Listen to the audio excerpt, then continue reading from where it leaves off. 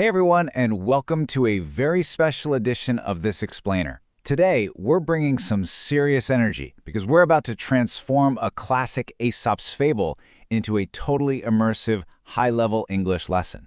We are taking the timeless story of the fox and the grapes, stripping it down to its absolute core, and building it back up as a masterclass in E3 English vocabulary and comprehension. So if you want to elevate your language skills while uncovering the psychology behind a story that has literally survived for thousands of years, well, you're in exactly the right place. Okay, let's dive into this. Here's our roadmap for today. We'll start with Section 1, the English story replay. Then, Section 2 is Advanced Action Vocab, followed by Section 3, States and Emotions. Section 4 is the Fables Golden Quote, and finally Section 5, some read-aloud practice. All right, let's kick things off with Section 1, the English story replay. For this first part, I want you to just shift into pure listening mode. Let the flow of the English words just kind of wash over you before we break them down. Ready? Imagine the sweltering heat of the day. One hot afternoon, a fox was strolling through an orchard when he came upon a bunch of ripe grapes glistening in the sunlight. His mouth watered at the very sight of them. "Just what I need to quench my thirst," he said to himself. You can almost feel the heat, right? And you can absolutely picture that intense temptation of those mouth-watering, shimmering grapes hanging just slightly out of reach. Stepping back a few paces, he took a running start and leapt into the air, but the grapes hung well beyond his reach. He tried once more, jumping with all his might. Yet again he fell short. Again and again he sprang upward. Picture the frantic, repetitive action here. His paws swiping at the empty air. The frustration building with every single jump, that gravity just pulls back down to earth. Until at last, breathless and worn out, he was forced to give up. Lifting his nose in the air, he turned away and remarked, "I am sure those grapes are sour. They're not worth my trouble after all."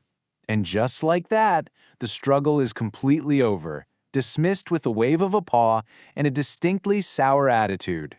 That brings our story replay to a close. So, moving right along to Section 2, Advanced Action Vocab. All right, let's officially shift our hats from storyteller to enthusiastic English teacher. You see, the pacing of this story is entirely driven by its verbs. Aesop's fable isn't just about a fox, it is literally a masterclass in verbs of motion and intent. Let's dissect some of these brilliant E3 level words, starting with stroll. To walk in a slow, relaxed, and leisurely way. Think about how the story opens. The fox is just strolling through an orchard. This verb is incredibly important because it creates this peaceful, lazy opening mood. He has no urgent destination, and this relaxed pacing directly contrasts with the frantic, desperate jumping and springing that happens just a few sentences later. Next up, let's look at quench. The text says the fox wanted to quench his thirst.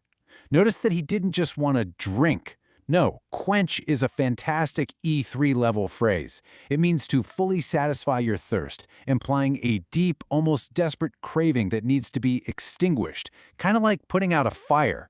It really raises the stakes of his desire for those grapes.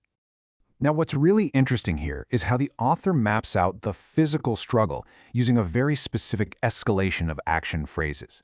It's not just he jumped, it's a sequence. Step 1, he takes a running start, building momentum. Step 2, he leaps into the air, a massive, focused burst of energy. Step 3, he springs upward, a repetitive, almost coil-like bouncing action.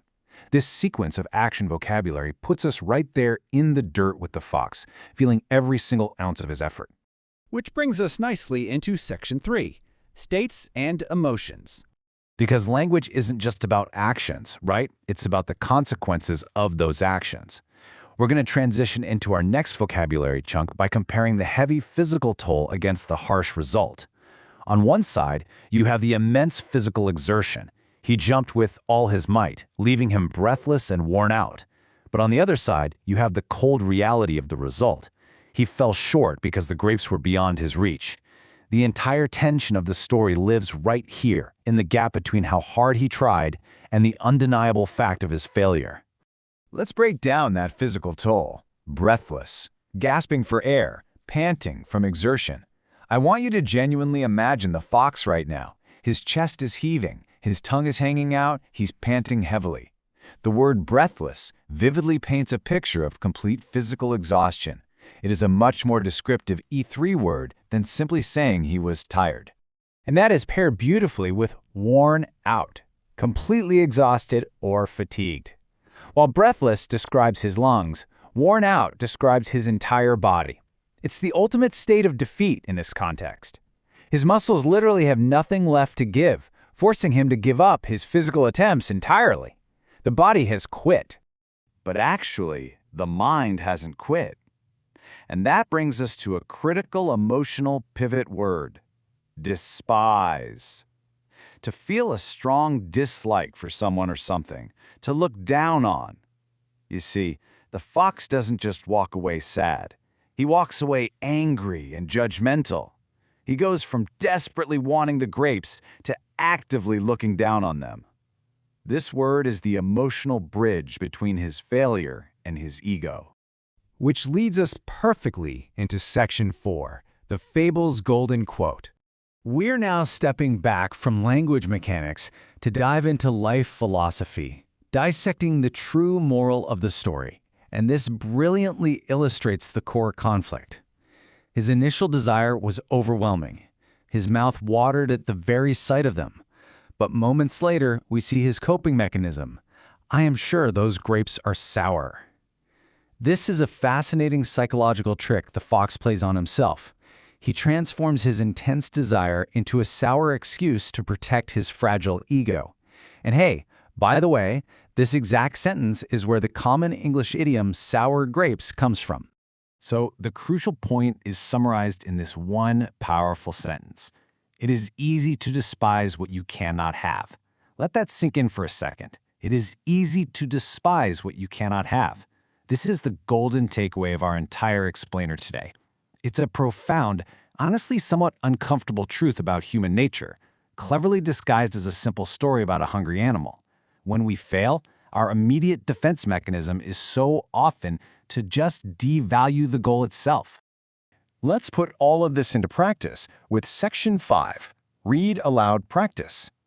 Now that we've analyzed the story, the vocabulary, and the moral, it is time to actively use it.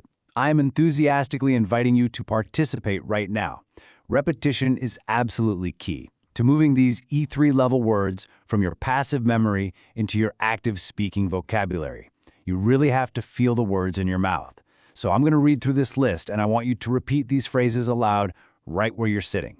Pay attention to the emotion of the words. Number 1, strolling through an orchard. Number 2, quench my thirst. Number 3, leapt into the air. Number 4, breathless and worn out. And finally, number 5, with real feeling, despise what you cannot have. Fantastic job. Seriously, say these out loud a few times today to really lock them in. As we wrap up today's explainer, I want to leave you with a bit of a provocative question. Have you ever had a sour grapes moment? A time where you suddenly decided you despised a job, a relationship, or an opportunity simply because it ended up being just beyond your reach? It is a tough question, for sure, but tying this advanced English vocabulary directly to your own personal life experiences is the absolute best way to ensure you never forget the lesson. Think about it. Keep practicing those words, and I'll catch you in the next explainer.